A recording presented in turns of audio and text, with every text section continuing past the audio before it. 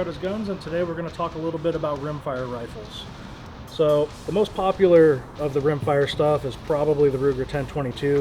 They've been making these since the 60s. These are probably, as far as semi-automatics are concerned, the most reliable setup. These things pretty much always work as long as you lubricate them and you don't get them too dirty.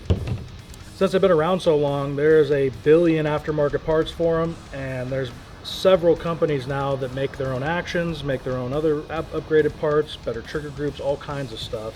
Most of you guys really like to customize your rifles, and with a 1022 style gun, you have as many options as like an AR platform.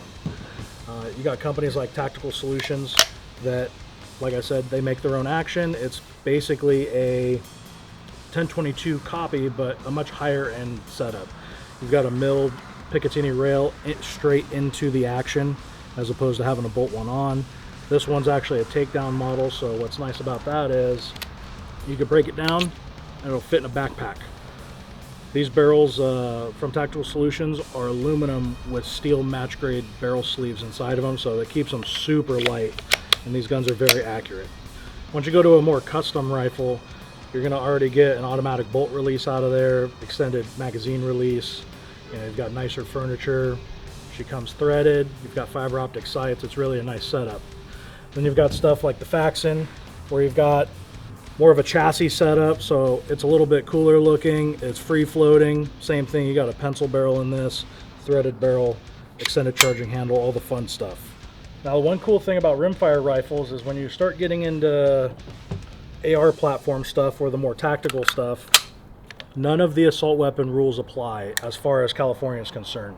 You still have federal laws that you have to abide by, minimum 16-inch barrel, minimum overall length, that kind of stuff. But you can have collapsing stocks, you have your mag release, and that's even if you had an AR with a 22 kit in it. As long as it's in its rimfire configuration, the assault weapon laws don't apply.